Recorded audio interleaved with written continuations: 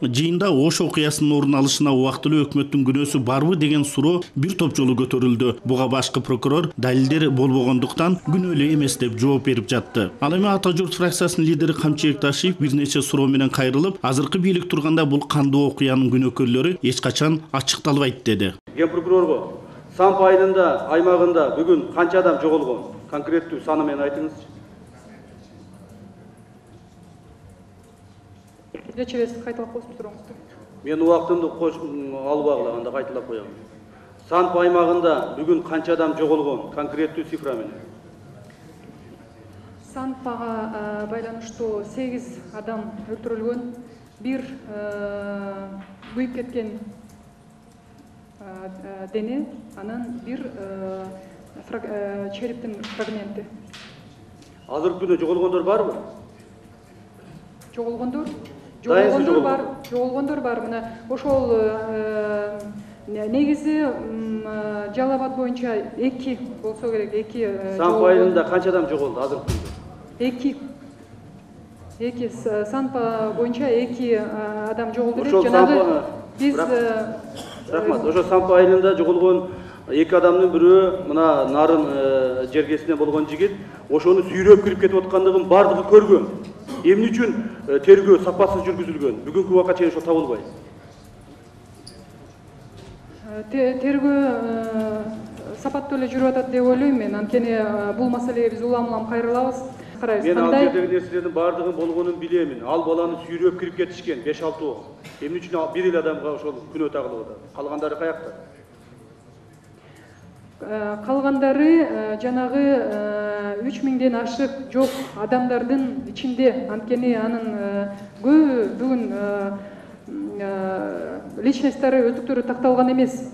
Так, бийликте турган адамдардын канчасы Ош окуясы боюнча жоопкерчилик тартты, канчасы камалды?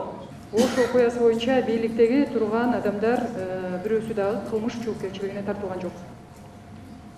Эмне үчүн? Анткени кылмыштын курамы жок. Анда эмне Ош окуясы болгон маалда кайсы бийлик турду? Ким жоопкерчиликти алды? Ким өкмөт башчысы болгон? Ким президент болгон? Камчыбек Кыдыршевич, негизи Ош окуясына себептер көп болгон.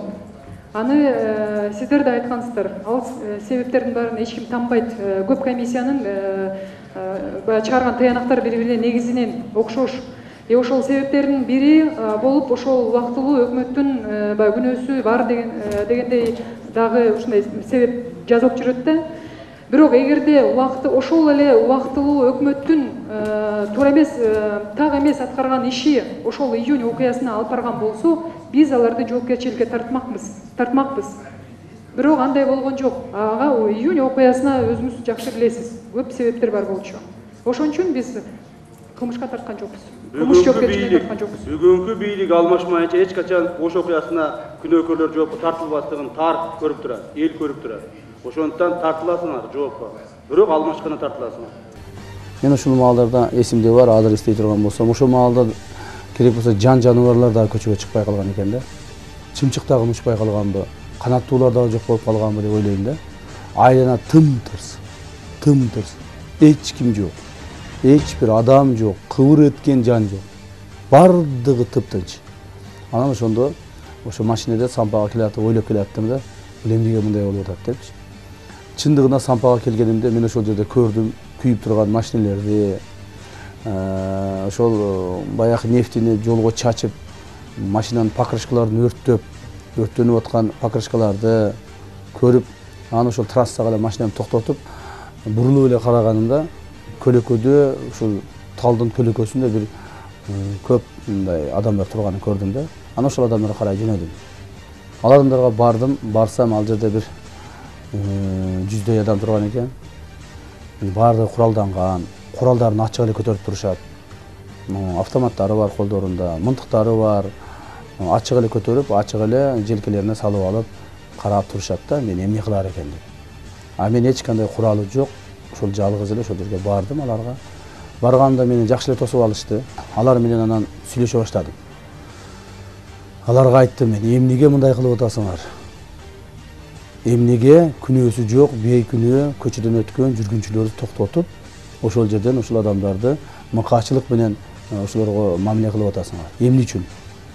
Канунун кандай себеби бар? деп сураганымда алар айтышты. Биз деди өзүбүздү коргоп атабыз деди. Өзүбүздү коргоп атабыз. Биз коркуп атабыз. Сузакка бирөөлөр кирип, биз дагы ушул мына Жалал Абаддагыдай же Оштогудай болуп, бизде чаң тополоң болбосун. Бизде дагы ушу кирип кыргын болбосун деп коркуп атабыз деди. Мен айттым аларга. Силер бул маселени токтоткула. Сөзсүз түрдө жооп бересиңер. Ар бириң жооп бересиң. Ошол адам, өлгөн адамдардын тууган уругу бар, бала чакасы бар. Жок дегенде мамлекет деген бар. Ошол адамдарга көрсөткөн мамилеңер үчүн жооп бересиңер. Деп айтсам, алар айтты, бизге бир гана нерсе керек деди. Бизге деди, сузакка эч ким кирбеш керек деди. Бизге ким кепилдик берет? Ошондо мен айттым, мен кепилдик берем дедим. Биз ошентип алар менен кол алышып, ал жерден чыктым. Чыгып, кайра машинага карай жөнөдүм. Ошону менен сампа токтоду. Сампа ошону менен токтоду.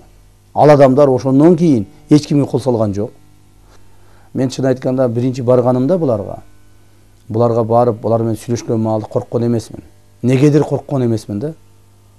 Ал эми кайра кайтып машинага келе жатканда мен ойлодум, кайсылы бир убакта кайсы бир мынтыктан көтөрүп турган автоматтан качан ок чыгаар экен, качан ушул огу келип ушул мага артыман тиер экен деп ар бир кадамымды эсептеп жылып аттым да. Бирок ошол маалда мен келе жатканда да ойлонуп аттым да, эгерде капыстан ок чыгып мени артымдан ата турган болсо, мунун бардыгын мен өзүм үчүн же жеке үй бүлөм үчүн эмес, ушу элим үчүн, кыргыз элим үчүн жасап атам деген ойлор келип атты да магачы.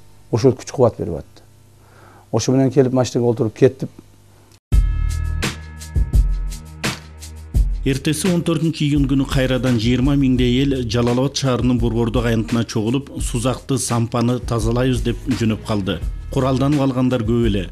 Окуя өтө курчуп, эл сүрүлүп, Айгүл универмагынын тушуна жетип калды. Ошол жерде солдаттар минип жүргөн БТРди токтотуп, суранып, жолго туура койдуруп, элдин жолун тороп, БТРдин үстүнө чыктым да элге кайрылдым.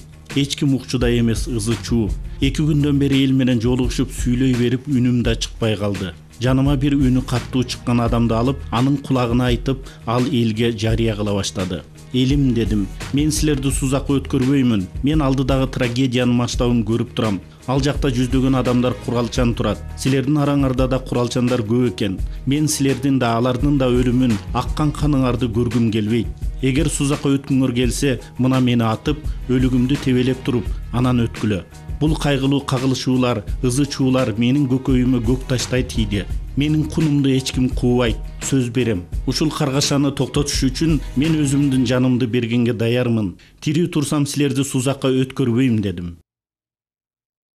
Бардык билет да мунчу, ошондо ушу ташип камчы элдин арасынан, талпанын арасынан атылып чыгып, кыргыздар эме кеп калган Кургобойго. Сузакка киребиз деген жерден анан токтотуп туруп, мени сыйласаңар, ошо токтойсуңар.